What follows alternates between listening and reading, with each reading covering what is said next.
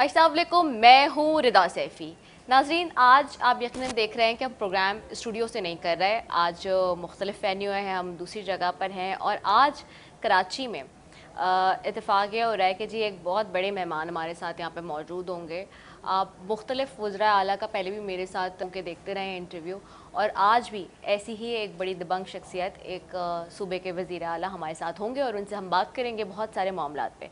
हम जानते हैं कि 24 तारीख़ को यानी कि जो है वो साबिक़ वज़ीर-ए-आज़म इमरान ख़ान की जानिब से दारुल हुकूमत पहुँचने की कारकुनों को कॉल भी दी गई है। इस वक्त पॉलिटिकल मामलात हमारे सामने के क्या हुए हुए हैं, इस और साथ ही साथ ये कि जो धरना होने वाला है जिसके ऊपर बहुत ज़्यादा इस वक्त बातचीत है, पूरे मुल्क की सियासत इस हवाले से इस वक्त बहुत ज़्यादा हलचल मची हुई है, हैपनिंग हो रही है, इस्लामाबाद पहुंचने की कॉल हो रही है। जीबी उसको किस तरह देखता है, जीबी के वज़ीर आला इसको कैसे देख रहे हैं, इस पे भी हम बात करेंगे। साथ ही जीबी में क्या है पीटीआई का सदस्य रसूख, जिस तरह बाकी सूबों में कहा जाता है कि क्या है, उसी एतबार से वहाँ की भी बात करेंगे। अच्छा, और जीबी के हवाले से ख़ास तौर पे पूरे पाकिस्तान में आप देखते हैं कि बहुत कम जो है वो चीज़ें उस तरह से नज़र आ रही होती हैं, लेकिन आज हमारे लिए बड़ा एक कीमती मौका है कि हम बात करेंगे और आज हमारे वज़ीर आला गिलगित बल्तिस्तान मेहमान होंगे और उन्हीं से पूछेंगे सवालात। साथ साथ दूसरी जो इस वक्त सूरत हाल है मुल्क के अंदर, वो लॉ एंड ऑर्डर की सिचुएशन के हवाले से भी है। हमने देखा है कुरम एजेंसी के शहर पारा चनार में हालात इस वक्त कशीदा हैं। इसके अलावा हम ये देख रहे हैं कि फ़िरका वारियत की एक लहर जो है वो फिर उठ रही है और उससे हम बहुत नंबर आज़माएँ। हमारी लॉ एनफोर्समेंट एजेंसीज़ बहुत हम वक्त जो है वो इस जंग में लड़ रही हैं, अपने खून के जानों के नजराने दे रही हैं। इस पर भी हम बात करेंगे कि जो फ़िरका वारियत के हवाले से इजाफे के रुझानात हैं, उस पर पुरअमन जो हमारा एक सूबा है गिलगित बल्तिस्तान जो इलाका है, उसके हवाले से भी उसमें क्या सिचुएशन है। इसके अलावा गिलगित बल्तिस्तान की अगर आबादी की बात करूं तो 20 लाख आबादी है, जिसमें 3 किस्म के मसालिक से ताल्लुक़ रखने वाले लोग आबाद भी हैं, जहां पर अलग अलग जो सेक्ट्स के लोग भी रहते हैं और इनमें बड़ा मरबूत और मुनज़्ज़म निज़ाम के तहत वो अपनी ज़िंदगी को जी भी रहे हैं। और इस सब में क्या वहाँ के हालात हैं और जो पूरे पाकिस्तान के हालात हैं उसके और जीबी के हालात में क्या फ़र्क है, इसी सब पर बात करेंगे। मेरे साथ गुलबर ख़ान साहब वज़ीर आला गिलगित बल्तिस्तान हिज़ एक्सेलेंसी मौजूद हैं, उनको खुशामदीद करेंगे प्रोग्राम में। अस्सलाम वालेकुम sir, welcome to my programme. कैसे हैं आप?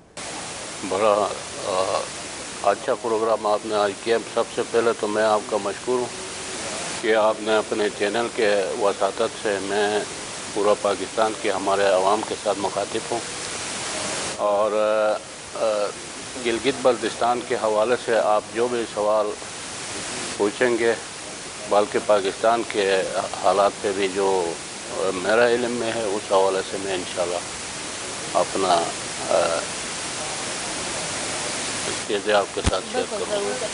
अब सर, सबसे पहले तो अभी आपको जैसे कि मालूम है कि हम जो गवर्नेंस के इशूज़ हैं उसके ऊपर भी बात करेंगे, लेकिन पॉलिटिकल इशूज़ पे हम बात कर लेते हैं। इस वक्त मौजूदा सूरत हाल में आप सोफ़ा परफॉर्मेंसेस कैसी देखते हैं, गवर्नेंस के एतबार से भी और सियासी एतबार से देखी जाए हुकूमतों की, प्लस ये जो इस वक्त 24 नवंबर की कॉल है आपके सामने, सबके सामने, और पूरा पाकिस्तान देख रहा है अपोजिशन की कॉल, उसको आप कैसे देखते हैं और आप क्या समझते हैं? अब जैसे पीपल्स पार्टी और PMLN इस वक्त हुकूमत के अंदर मौजूद हैं दोनों, लेकिन उनमें भी ओपिनियन ऑफ डिफरेंस है। PMLN समझती है कि जी जिस तरह से वो स्टेप्स ले रही है, रोकना चाहिए, करना चाहिए अपोजिशन को, लेकिन पीपल्स पार्टी समझती है कि नहीं, जमहूरियत में हक होता है, और वो कहते हैं कि उनका एक ग्रुप है जो समझता है इस बात को। इवन चेयरमैन बिलावल भुट्टो ज़दाई साहब खुद भी बार बार कह चुके हैं कि सियासी जमातों को हक होना चाहिए कि वो अपना जो प्रोटेस्ट है वो रिकॉर्ड करा सकते हैं। आप इस संबंध में क्या समझते हैं?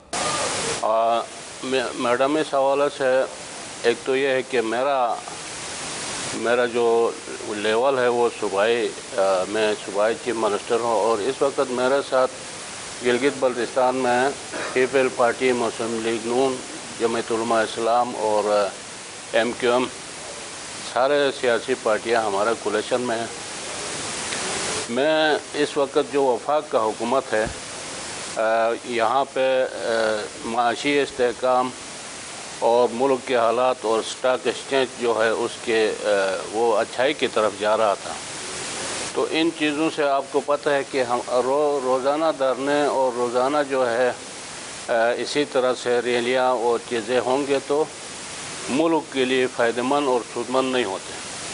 البتہ یہ آپ نے جو کہی کہ سیاسی پارٹیوں کا حق بھی ہوتا ہے کہ وہ اپنا آواز، اپنا جو چیزیں ہوتے ہیں وہ اسی طرح عوامی اجتماعات اور اپنا جو پروٹیسٹ کرنے کا ان کو حق ہوتا ہے، لیکن اس کا حالات اور وقت کے ساتھ چلنا چاہے۔ اس وقت جو ہے میرے خیال میں بہتر، پاکستان کے لیے بہتر نہیں ہوگا۔ ٹھیک ہے، آپ سمجھتے ہیں کہ یہ ٹائم ٹھیک نہیں ہے، احتجاج کا موقع ملنا چاہیے 5 سال پورے حکومت کو کرنے کے لیے۔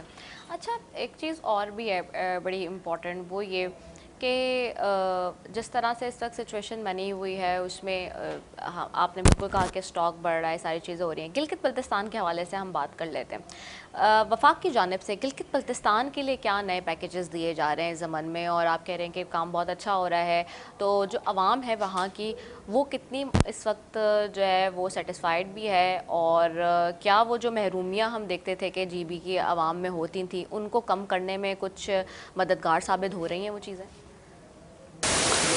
موجودہ حکومت نے گلگت بلتستان کے ہمارے کچھ میجر بڑے ایشوز ہیں نا، ایک تو یہ ہے کہ آئینی صوبہ مانگتے ہیں ہمارے عوام، اور یہ ہمارا دارینہ ایشو ہے۔ اس حوالے سے گلگت بلتستان اسمبلی سے قرارداد بھی ہوا ہے، اور سابقہ حکومتوں نے کمیٹیاں بھی بٹھایا ہے، اور کافی حد تک کام ہوا، لیکن ہمیں عبوری آئینی صوبہ دینے کا وعدہ بھی ہوا، لیکن وہ دیا نہیں۔ ابھی بھی وفاق کے ساتھ اس دن وزیر اعظم کا گلگت بلتستان کے دورے کے حوالے سے ہمارے کابینہ نے دوبارہ یہ مطالبہ رکھا ہے، اور ہم سب نے، میں نے خود بھی جو ہے بار بار جب بھی وزیر اعظم سے ملاقات ہوتا ہے تو ہم اپنا عبوری آئینی صوبے کا مطالبہ رکھتے ہیں۔ اس کے علاوہ وہاں پہ جو ہمیں فنڈ ملتا تھا وہ ڈیولپمنٹ کے حوالے سے اور نان ڈیولپمنٹ، وہ ہمارے صوبہ چلانے کے لیے ناکافی ہوتے ہیں۔ ہم وفاقی حکومت سے یہ استدعا کرتے ہیں کہ ہمیں، ایک تو یہ ہے کہ ہمیں آئینی دائرے میں شامل کریں، دوسرا مطالبہ یہ ہے کہ اگر ہمیں اس میں ٹائم لگتا ہے تو اے جے کے کی طرح ہمیں NFC فارمولے کے تحت ہمیں فنڈ دیا جائے۔ یہ ہمارا سب سے اہم مطالبہ اور جائز مطالبہ ہے۔ تو اس حوالے سے وزیر اعظم نے گلگت بلتستان کے دورے پہ آ کے ہمیں، وہاں گلگت میں بجلی کی کرائسس تھے، اس وقت سکردو اور گلگت میں 18 گھنٹے کا لوڈ شیڈنگ ہو رہا تھا۔ ہمیں 100 میگا واٹ سولر کا اعلان، نہ صرف اعلان کیا بلکہ انہوں نے 1 سال کے اندر بنانے کا وعدہ کیا، تو اس سے ہمارا جو بجلی کی کرائسس تھے وہ کم ہوں گے، اور ایجوکیشن اور ہیلتھ میں بھی بہت بڑے منصوبے دیا۔ تو ہم وفاق سے یہ امید کرتے ہیں کہ گلگت بلتستان کی جو وہاں کے ڈیولپمنٹ کے اور ہیلتھ، ایجوکیشن اور دوسرا جو ٹرانسپورٹ کا ایشوز ہے وہ بہتر کریں گے انشاءاللہ۔ ٹھیک ہو گیا۔ یہ تو آف کورس بجلی کے جو شارٹ فال کا معاملہ ہے یا جو لوڈ شیڈنگ کا معاملہ ہے وہ پورے پاکستان اس تکلیف سے گزر رہا ہے، اور یقینی طور پہ جہاں آپ نے بات کی کہ ایک الگ پہچان اور صوبہ ہونا چاہیے یا NFC ایوارڈ کے تحت جو ہے وہ اس کو ٹریٹ کرنا چاہیے، یہ بھی ایک بہت دیرینہ مسئلہ ہے جو کہ حل ہونے کے لیے توجہ طلب ہے۔ اچھا، جہاں ہم یہ ساری چیزیں دیکھتے ہیں وہیں پہ ہم یہ دیکھتے ہیں کہ جو GB کا جیسے ہی جب نام ذہن میں آتا ہے پورے پاکستان میں تو سیاحت ایک دم سے ذہن میں کلک کرتے، کیونکہ جتنا خوبصورت ہمارا یہ علاقہ ہے پاکستان میں، اور پاکستان کو تو ہم ہمیشہ سے یہ دیکھتے آ رہے ہیں کہ اللہ تعالیٰ نے بہت ہی قدرتی وسائل سے مالا مال رکھا ہے، اور سیاحت کے اعتبار سے ایک one of the best place, کیونکہ جب لوگ جا رہے ہوتے ہیں GB کی طرف اور لوگ ہنسا جا رہے ہیں، اسکردو جا رہے ہیں، جب بات کرتے ہیں تو پھر اس کے بعد ہم زیادہ تر جو فلو دیکھتے ہیں اور جو فلکس دیکھتے ہیں ٹیورزم کے حوالے سے، ٹیورسٹ کا بھی، وہ بھی ہم وہیں دیکھتے ہیں۔ تو جو سیاحت کے حوالے سے آپ سٹیپس آپ کے آنے کے بعد خاص طور پہ آپ کی حکومت نے کیا اب تک سو فار لیے ہیں، ساتھ ہی یہ بھی بتائیے گا کہ ابھی اور آگے کتنے سٹیپس لینے کی ضرورت ہے، کیونکہ جو کوالٹی آف لیونگ ہے جو ہم نے ٹیورزم کو دینی، ٹیورزم کے ساتھ ساتھ ٹیورسٹ کو جو دینی ہے، کیونکہ جب ہم باہر جاتے ہیں ہم دیکھتے ہیں ٹیورسٹ پوائنٹس پہ جب ہم جا رہے ہوتے ہیں ٹیورزم کے لیے، تو وہاں پہ ایک زبردست قسم کی کوالٹی آف لیونگ ملتی ہے. تو کیا وہ بھی آپ جی بی میں اس کے لیے بھی کچھ اقدامات کر رہے ہیں، اور اگر کر رہے ہیں تو وہ کیا اقدامات ہوں گے؟ ٹورزم کے حوالے سے ایک تو یہ ہے کہ جو قدرت نے ہمیں گلگت بلتستان کو جو حسن اور وہاں جو پوٹینشل ہمیں ٹورزم کے حوالے سے ہے، وہ میرے خیال میں بہت کم علاقوں میں ہوں گے. دوسرا یہ ہے کہ ان جگہوں کو، ان پہاڑوں کو، ان ایریاز، ویلیز کو ہم نے ٹورزم اور ٹورسٹ کے حوالے سے بہتر سہولیات دینا، اور وہاں پہ روڈ کا سہولیات دینا، وہاں پہ رہائش کا سہولیات دینا، وہاں بجلی کی جو کمی ہے اس کو دور کرنا، اور اس پہ کام ہو رہا ہے. ہمیں وفاق کے طرف سے پی ایس ڈی پی کے بہت بڑے منصوبے ملے ہیں. انرجی میں ملا ہے، روڈ انسپیکٹ اس میں بھی ہے، روڈ بہت کچھ بڑا بڑا شہرہ جو ہے 3-4 ابھی ٹینڈر ہوا ہے. تو یہ کامیاب ہوں گے تو ہمارے لیے وہاں کے ٹورزم میں کافی مدد ملے گی. سب سے بڑا اس وقت ہمیں ٹورزم میں یہ ہے کہ گلگت ایئرپورٹ اگر انٹرنیشنل ہوتا ہے تو ہمارے ٹورزم منسٹری بہت آگے جائے گی. آپ کو پتہ ہے کہ ہمیں ہمارے جو گلگت بلتستان ہے وہ چائنا بارڈر کے ساتھ ہے، اور وہاں جو آپ کے ارمچی اور کشگر میں جو سیاح آئیں گے ان کا یہ چاہت ہوتا ہے کہ وہ گلگت بلتستان دیکھ کے جائیں. تو اگر ہمارے دونوں ایئرپورٹ سکردو اور گلگت جو ہے انٹرنیشنل بنے، اور دیامر میں ایئرپورٹ بنے گا چلاس میں، تو وہ سارا سیاح جو ہے گلگت دیکھ کے جائیں گے. اس سے ہمارے جی بھی جو ہے بہت آگے جائے گا، کیونکہ پچھلے 2 سالوں سے سکردو انٹرنیشنل فلائٹ ہوا، دبئی سے بھی ہوا، کراچی سے روزانہ 3-4 فلائٹ ہو رہے تھے. تو اس سے لاکھوں حساب سے ہمارا جو ڈومیسٹک ٹورزم اور انٹرنیشنل ٹورسٹ جو ہے وہ گلگت کی طرف روانہ ہوا. تو اس کی جو پوٹینشیل اور اکانومی پہ ہم دیکھتے ہیں کہ اس سے بڑا کتنا ہمیں جو ہے وہ مزید آگے، جو ابھی آپ کہہ رہے ہیں کہ یہ اگر ریونیوز بن جاتے ہیں جو ایئرپورٹ کے حوالے سے بھی، اس میں کتنا پوٹینشیل ہمیں نظر آتا ہے؟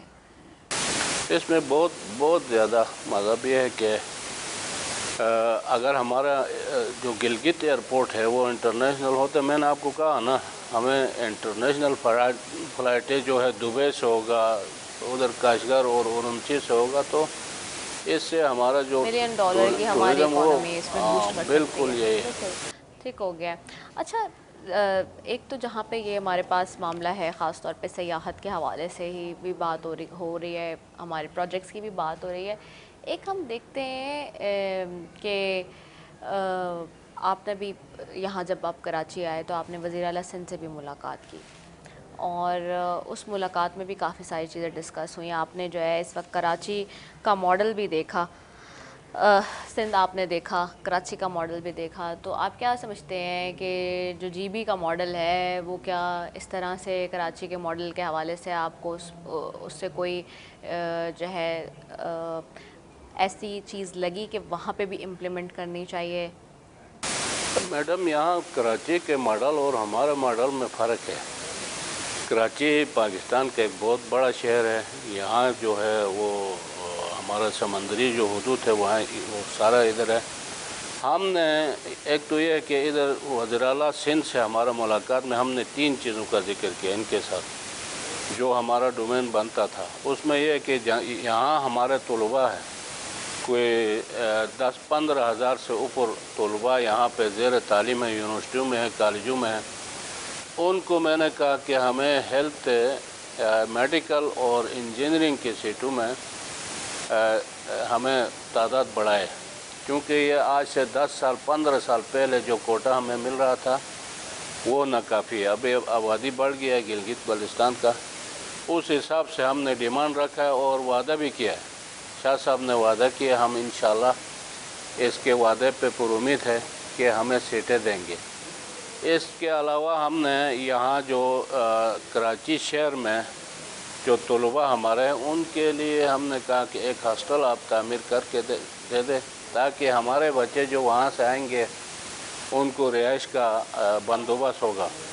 اور میں نے یہ بھی کہا کہ اگر آپ تعمیر نہ بھی کر سکے، ہمیں زمین دیا تو بھی ہم جو ہے اپنا حکومت کے حساب سے ہم ایک ہاسٹل تعمیر کریں گے۔ اور ایک گلگت بلتستان ہاؤس کے لیے ہم نے ڈیمانڈ کیا کہ یہاں ہمیں زمین دے دے، تو ہم دوسرا صوبوں کا بنا ہوا گلگت بلتستان کا بھی یہاں پہ ہونا ضروری سمجھتے ہیں۔ تو ان چیزوں پہ ہم نے ان سے ریکویسٹ رکھا اور ہمیں پر امید دکھایا کہ انشاءاللہ یہ ہمارا مطالبات ہے، یہ حل کریں گے۔ ان کے صوبے کے حساب سے بہت چھوٹا مطالبات ہے۔ باقی آپ نے کہا کہ ماڈل کا کراچی اور گلگت کا اپنا الگ وہ ہے، یہاں سے کوئی چیز ایسی آپ کو لگتی ہے جو سمجھتے وہاں امپلیمنٹ کرنی چاہیے، وہاں کریں گے؟ مطلب یہ ہے کہ امپلیمنٹ کرنے کے لیے ہے کہ یہاں جو ترقیاتی کام ہے اس حساب سے اتنا فنڈ اگر ہم اپنے صوبے کے لیول میں بیٹھ کے وہاں کام کریں گے تو انشاءاللہ گلگت بلتستان کراچی سے بھی آگے جائے گی انشاءاللہ۔ تو ناظرین، کراچی میں بیٹھ کے آج ہم آپ کو جی بی لے گئے کیونکہ سی ایم صاحب ہمارے ساتھ موجود ہیں، اور ان کے ہوتے ہوئے ہمیں ایسے ہی لگ رہا ہے کہ ہم جی بی میں موجود ہیں جی، اور کیونکہ بات وہاں کی ساری ہو رہی ہے تو گفتگو کا سلسلہ یہاں پہ جاری ہے، لیکن ایک وقفے کی طرف بھی جانا ہے۔ میں نے ایک شارٹ کمرشل بریک لیں گے، will be right back after it, stay tune.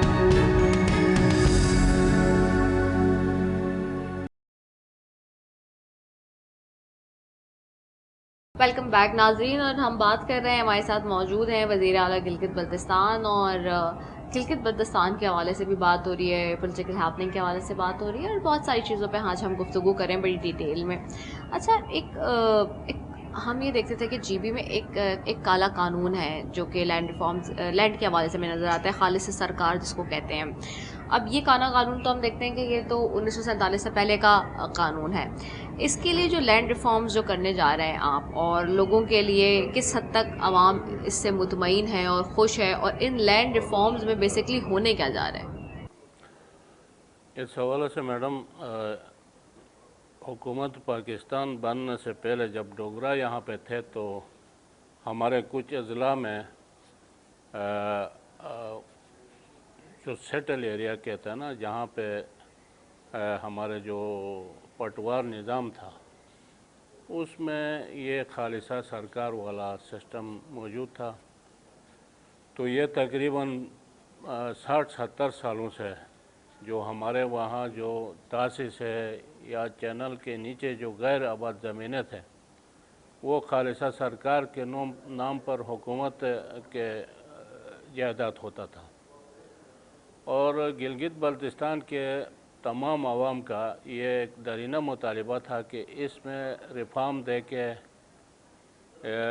اس جو زمینیں ہیں، ہمارے چینل کے نیچے زمینیں ہیں یا چینل سے اوپر جو ہمارے چراگاہ ہے، وہ عوام کے ملکیت ہو۔ سابقہ حکومتوں نے مسلم لیگ نون کے وقت میں، اس کے بعد جو ہے خالد خورشید صاحب کے ٹینیور تھا، اس دوران بھی انہوں نے ریفارم میں کسی حد تک کام کیا ہوا تھا، لیکن وہ ناکام رہے۔ ہمارے دور میں ہم نے کہا کہ اس میں 3 مسودے بنے ہوئے تھے، تو ان تینوں کو ہم نے ایک بڑی کمیٹی بٹھا کے ہر ضلع سے ہم نے ممبران اور کیبنٹ کے لوگوں کو بٹھا کے اس میں کنسنسس پیدا کیا، اور اس کے بعد جو ہے ہم نے کیبنٹ سے اس کو پاس کیا۔ اب اس کے پاس کرنے میں سب سے بڑا فائدہ یہ ہوگا کہ جو غیر آباد زمینیں ہیں وہ عوام کا ملکیت ہوگا، ڈائریکٹ عوام کا ملکیت ہوگا، اور اس گاؤں کے جو پاسچر ہے وہ عوام اسی گاؤں کے مشترکہ مفاد کے لیے استعمال ہوگا، ان کے گھاس چرائی ہوگا اور ان کے استعمال کے لیے ہوگا۔ تو یہ ہمارے حکومت ابھی اسمبلی میں ٹیبل کر کے اس کو پاس کریں گے، تو گلگت بلتستان کے عوام کا ایک درینہ مطالبہ رہا ہے، اور اللہ کے فضل سے وہ ہمارے حکومت اس کو حل کرے گا انشاءاللہ۔ ٹھیک ہے۔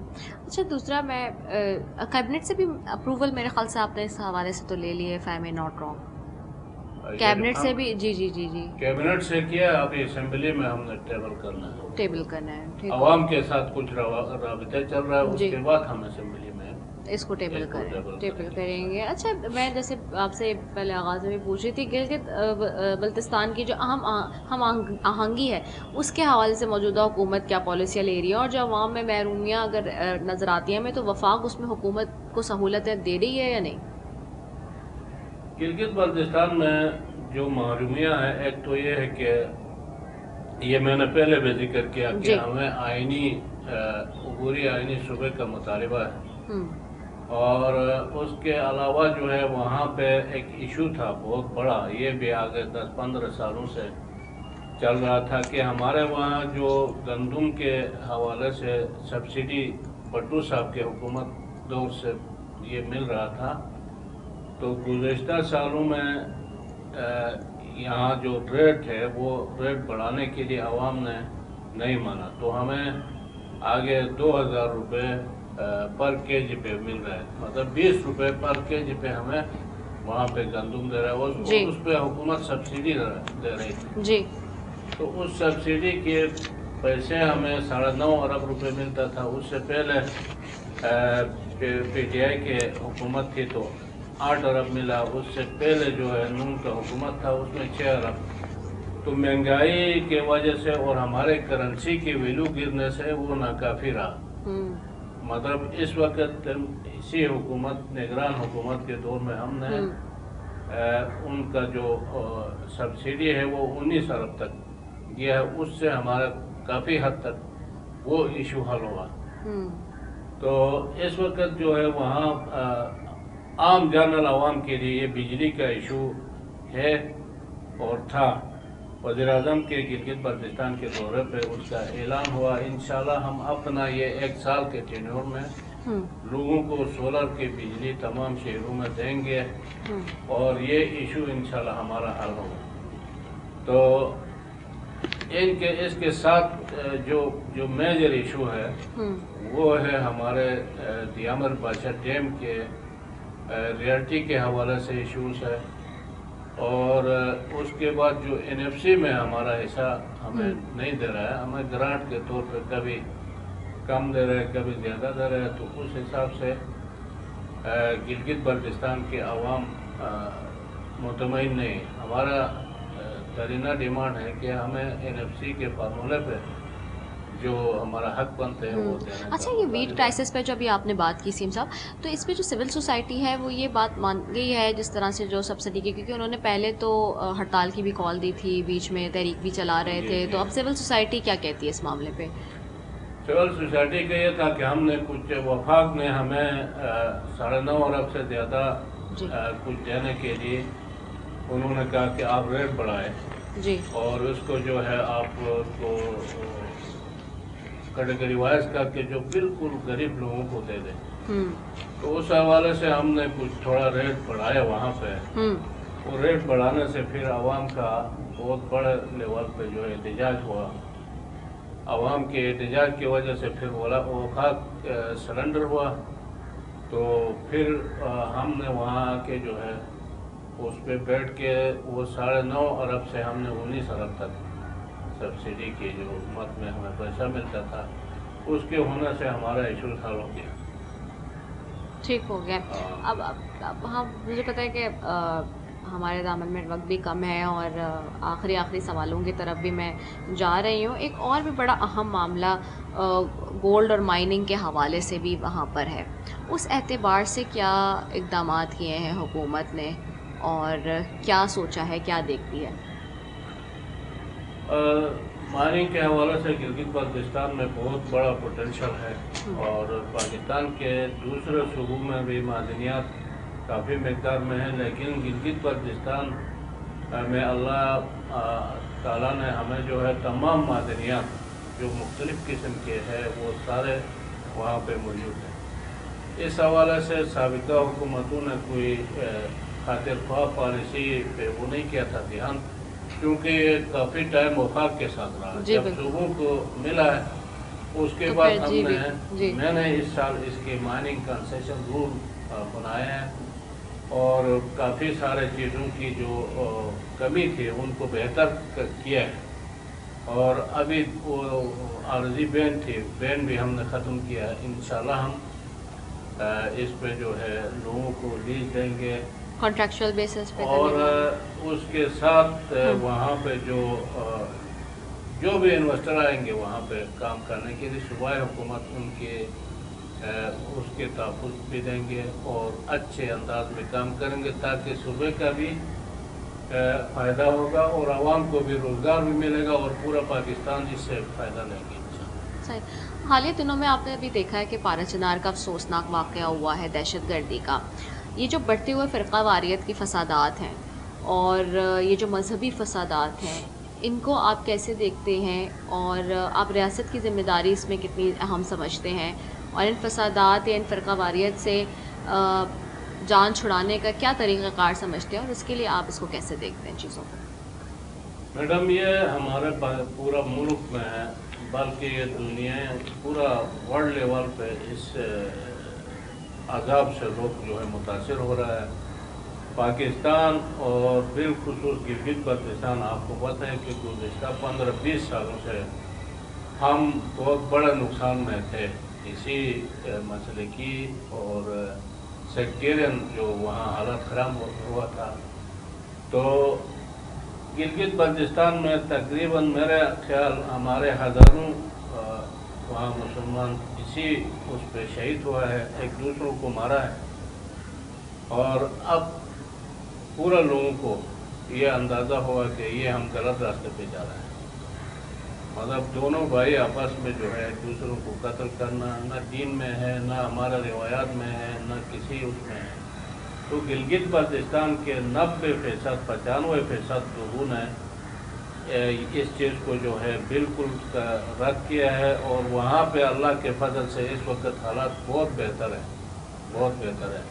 گزشتہ ہمارا جو محرم الحرام کے حوالے سے یا اور معاملے سے گلگت بلتستان میں اسی بیماری سے ہم اللہ کے فضل سے کافی حد تک دور ہوا، لیکن کل کا جو دلخراش واقعہ ہوا یہ پورا پاکستان کے لیے اور تمام مسلمانوں کے لیے ایک انتہائی غم اور اس کا ایک وحشیانہ دہشت گردی سمجھتا ہوں میں تو اس کو۔ جی بالکل۔ تو اس حوالے سے پورا گلگت بلتستان اور پورا پاکستان میں اس کو کنڈم کیا ہے اور ایک مسلمان کا یہ حق بھی ہوتا ہے کہ ایسے واقعات جو ہے وہ اگر پھر کرتے ہیں تو ان کا نہ اسلام کے ساتھ تعلق ہوتا ہے نہ کسی مسلک کے ساتھ تعلق ہوتا ہے، یہ ایک بہت بڑا وحشیانہ کارروائی ہوتا ہے۔ بالکل وحشیانہ ہے۔ اس میں سب سے چھوٹا جو بچہ شہید ہوا ہے وہ چھوٹا سا آپ نے دیکھا ہوگا سوشل میڈیا پہ، اس کی ویڈیو بھی اس وقت چل رہی ہے، ننھا جو شہید ہوا ہے اس واقعے میں انفارچونیٹلی۔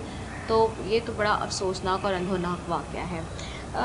کمنگ بیک، ہم گورننس کی تو بات ساری کر رہے ہیں، پولیٹیکل معاملات پہ ہم بات کر ہی رہے ہیں۔ ایک چیز جو آپ نے بتایا 2-3 پوائنٹس تو آپ نے بار بار ہائی لائٹ کیے، لیکن اگر اس وقت کی فوراً بات کی جائے کہ سب سے بڑا مسئلہ جو آپ وفاق سے سمجھتے ہیں کہ فوراً حل ہونا چاہیے گلگت بلتستان کے لیے، وہ کیا ہے؟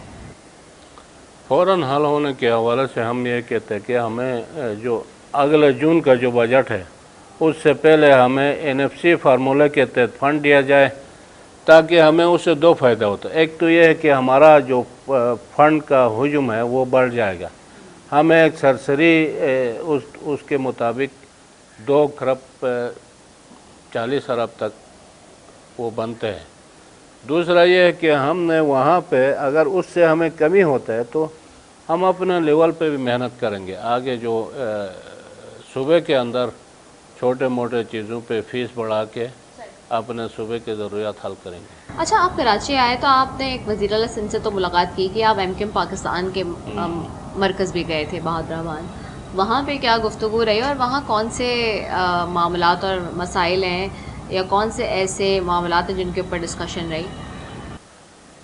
کل ہم نے MQM کے ہمارا پروگرام تھا وہاں ایجوکیشن منسٹر سے ملنے کا، لیکن ہمارے بھائی حسین شاہ صاحب نے وہاں ان کے ساتھ رابطہ کیا، یہ MQM سے آپ کو پتہ ہے، تو انہوں نے ایک بہت بڑا لیول پہ اپنے پارٹی کے جو ذمہ دار MPs اور MNs کو بھی بلایا ہے اور پورا میڈیا کو بلایا ہے۔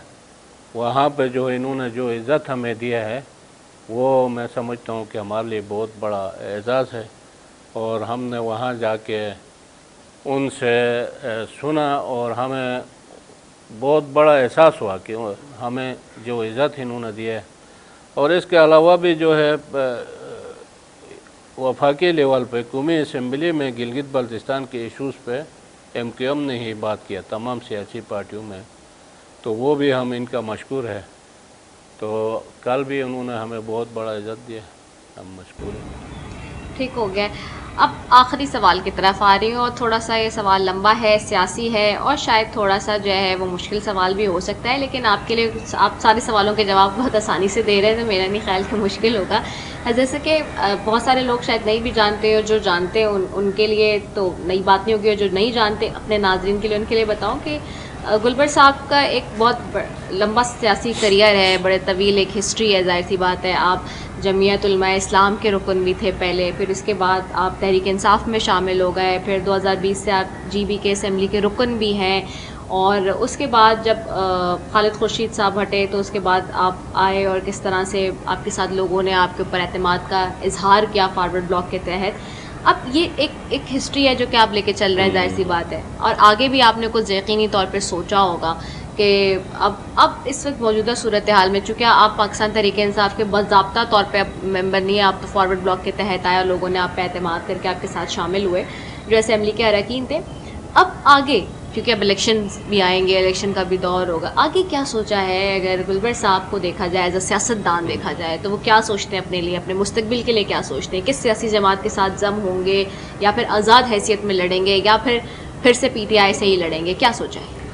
یہ واقعی بڑا مشکل سوال آپ نے کہا, کیونکہ ہمارا اس وقت GB میں یہ ہے کہ جو فارورڈ گروپ ہے PTI کے, ہمارے پاس 10 ایسے حلقے ہیں کہ جو ہم نے PTI کے ٹکٹ سے جیتا ہے. جی بالکل. لیکن ان میں کچھ حلقے ایسے ہیں کہ وہ PTI کے ٹکٹ سے تو لڑا ہے, جیتا بھی ہے, لیکن وہاں جو ووٹ ہے وہ PTI کے نظریات سے نہیں. اچھا. میرا اپنا حلقے کا ہمارے خاندان جو ہے 50 سالوں سے ہم سیاست میں پہلے رہے. جی بالکل. تو 6 ٹینیور میں ہم جیتے ہیں. میرے بڑے بھائی 4 دفعہ جیتا ہے, میں 2 بار جیتا ہوں. بالکل. تو حلقے میں ہم تھوڑے سے ووٹ سے ہارتے یا جیتتے ہیں, تو ہمارا جو گروپ ہے, ہمارا جو وہ لوکل حساب سے, علاقے کے حساب سے ہمیں ووٹ دیتا ہے, اور خدمت کے حساب سے کبھی خدمت تھوڑا کم ہو گیا تو ہار جاتے ہیں, تھوڑا اچھے پروگرس دیا تو ہم جیتتے ہیں. یعنی کہ اگر میں یہ پوچھوں معافی آپ کی آپ کے سوال یہ ہے کہ آنے والے الیکشن میں کس طرف جاؤں, آپ کا یہ ہے. میرا بالکل. آپ نے کیا سوچا اس وقت اس کا میں جواب نہیں دے, کیونکہ میرے ساتھ 10 جو ہے حلقے ہے, میں ایک گروپ کو لیڈ کرتا ہوں. انشاءاللہ ہمارے گروپ کسی بھی سیاسی جماعت کے ساتھ جائیں گے تو وہ اکٹھے جائیں گے انشاءاللہ. اچھا, اکٹھے جائیں گے. اچھا, تو اس میں کیا آزاد حیثیت میں بھی لڑا جا سکتا ہے الیکشن؟ تو وہ فیصلہ ابھی نہیں کیا ہے کہ ہم آزاد حیثیت میں لڑیں گے یا کسی سیاسی پارٹی جوائن کریں گے یا کیا ہوگا, وہ اگلے 4-5 مہینے کے بعد. اچھا, آپ ہی کے سوال سے ایک چیز آپ ہی کے جواب میں, یعنی کہ جو میں نے بھی سوال کا جواب آپ نے دیا ہے, اس سے ایک بات میرے ذہن میں اور آگے میں پوچھنے کی جسارت آپ سے کروں گی کہ آپ نے کہا کہ وہاں PTI کے اس طرح سے سپورٹ نہیں ہے جس طرح سے ہوتی ہے, وہ اس پہ دیتے گورننس کے معاملے پہ اور کارکردگی کے معاملے میں. تو کیا جیسے پورے پاکستان میں ہم دیکھتے ہیں کہ جو یوتھ ہے, جو ینگسٹرز ہیں, کیونکہ دیکھیں نا پاکستان کی پاپولیشن 30% پہ. سمپل سادہ میں بتاتا ہوں کہ وفاق میں اس سے پہلے جو بھی پارٹی برسر اقتدار رہی, AJK اور گلگت بلتستان میں ان کا حکومت رہا. بالکل. تو آپ اس سے اندازہ کریں کہ وہاں کسی ایک پارٹی کا نا وہ نہیں بن سکتا ہے. صحیح. مطلب عوام میں ووٹ دے کے جس طرح وفاق میں PTI کو دیا تھا یا نون کو دیا ہے اس سے پہلے, یا پیپل پارٹی کو دیا ہے, اس انداز میں وہاں پہ نہیں. یہاں پہ حکومت نہیں ہو گیا تو ادھر جو ہے نون 2 سیٹیں لیتے ہیں, پیپل پارٹی 1 سیٹ لیتے ہیں, باقی 2 سیٹیں لیتے ہیں. یہ اگلے الیکشن میں میرے خیال میں PTI کا بھی یہی حال ہوگا جو پچھلے سال نون اور پیپل پارٹی کا تھا. اچھا, GB میں لٹریسی ریٹ بہت اچھا ہے, لٹریسی ریٹس بہت اوور آل پاکستان کے اعتبار سے, اور لوگ بڑے پڑھے لکھے اور سمجھدار بھی ہیں. تو جو ہم دیکھتے ہیں کہ اس وقت کی یوتھ ہے, کیونکہ پاکستان میں دیکھیں جو پاپولیشن ہے وہ 78% پاپولیشن یوتھ کی ہے, ینگسٹرز کی ہے, جو فیکٹس کے حساب سے. اس کے لیے آپ کیا کوئی اقدامات کر رہے ہیں جی بی میں، اور پاکستان کی جو ینگ یوتھ آپ کو دیکھ رہی ہے اس سے کنیکٹیوٹی کے لیے آپ کیا پیغام دیں گے؟ یہ تو بہت اہم بات آپ نے کیا کہ ہمارا جو فیوچر کا حکمران ہے یا فیوچر کا ہمارا سسٹم ہے وہ یوتھ کے اوپر ڈپینڈ کرتے ہیں. ہمارے یوتھ پڑھے لکھے ہوں گے، ہمارا یوتھ جو ہے ایک ٹھیک راستے پہ جائیں گے تو ملک آگے جائے گا اور علاقہ جو ہے وہ ٹھیک ہوتا ہے. اگر یوتھ کو ہم کچھ نہیں کر سکے تو پھر اس حساب سے وہ صوبے ترقی نہیں کر سکتے. اگر صوبے بیمار ہوں گے تو لامحالہ وفاق کو وہ چیزیں اثر پڑتے ہیں. تو ہمارے حکومت نے یوتھ کے لیے کافی سارے فنڈ رکھا ہے اور ان کو پروگرام میں شامل کیا ہے اور یوتھ کو ہم ترجیح دیں گے انشاءاللہ. کوئی آپ کی کابینہ میں کوئی ینگ منسٹرز وغیرہ؟ ہمارا کابینہ میں یوتھ کے منسٹر بھی ہے اور کافی سارے یوتھ کے ینگ نوجوان ہیں. جو پیغام آپ دینا چاہتے ہیں نوجوانوں کو؟ میں تو یہی پیغام دوں گا کہ گلگت بلتستان کے جو حالات ہے، وہاں کے جو معروضی حالات ہے، وہاں کے جو ترقیاتی کاموں کے ہے، وہاں کے یہی سیکٹیرین جو ایشوز ہے، معاملات ہے، ان سب میں یوتھ کے وہ ہوتے ہیں، حصہ ہوتے ہیں. تو یوتھ جو ہے یہ سارے چیزوں کو بہتری کی طرف لے جا سکتے ہیں انشاءاللہ. ہم امید بھی کرتے ہیں کہ وہ. آخری سوال ہے میرا، پوری دنیا میں ایک کلائمیٹ کا ایشو اس وقت بنا ہوا ہے. ابھی آپ نے دیکھا کوپ 29 بھی ہوئی ہے، وزیر اعظم بھی گئے تھے، یہاں سے وزیر اعلیٰ سندھ بھی گئے تھے، سندھ بلوچستان بڑا اس سے افیکٹ بھی ہوا. جی بی میں اس حوالے سے کیا چیلنجز ہیں، اور جو کلائمیٹ کے حوالے سے چینجز آ رہے ہیں اس اعتبار سے آپ لوگ بھی کچھ وہاں پہ کوئی اقدامات اٹھا رہے ہیں؟ پر کلائمیٹ کے حوالے سے جی بی جو ہے نا سب سے زیادہ متاثر ہو رہا ہے. اور آپ کو پتہ ہے کہ وہاں ہمارا جو ہے گلیشر جو ہے پاکستان نے بلکہ دنیا میں زیادہ مقدار میں ہے. اور گلگت بلتستان کے زیادہ تر نالے ایسے علاقے ہیں کہ وہاں جو ہے فلڈ ہر سال ہوتے ہیں. تو کلائمیٹ چینج اگر بہتر ہوتے تو ہمارے علاقے کے لیے بہتری ہوتے. تو اس حساب سے ہمارے ادارے کام کر رہے ہیں. ہم نے کلائمیٹ چینج کے حوالے سے اپنا صوبے کی حد تک اور ورلڈ لیول پہ جو لوگ ادارے کام کر رہے ہیں ان کے ساتھ ہمارا کوارڈینیشن ہے اور اس کی بہتری کی طرف کام ہو رہا ہے. ٹھیک ہو گیا. بہت شکریہ وزیر اعلیٰ صاحب آپ کا، گلبر صاحب آپ کا، کہ آپ نے ہمیں قیمتی وقت دیا. میرے خیال سے میرا پہلا پروگرام تھا آپ کا کسی صحافی کے ساتھ، اس طرح سے میں نے آپ کو آئی ایم شیور کے سوالات جو کیے وہ سارے جو ہے اس کے جوابات آپ نے اپنے انداز سے ہی دیے، لیکن ہم نے کوشش یہ کی تھی کہ سارے سوالات ایسے ہوں جو کہ جی بی کو زیادہ کور کریں، کیونکہ یہ حالات وہاں کے اور معاملات وہاں کے کچھ ایسے ہی ہیں. تو بہت شکریہ آپ کے اپنے قیمتی وقت کا. ناظرین، آپ نے دیکھا کہ ہمارے ساتھ وزیر اعلیٰ گلگت بلتستان موجود تھے اور ہم بات کر رہے تھے سارے ایشوز کے اوپر. اسی کے ساتھ جی اپنی میزبان رضا سیفی کو دیجیے اجازت. پاکستان زندہ باد.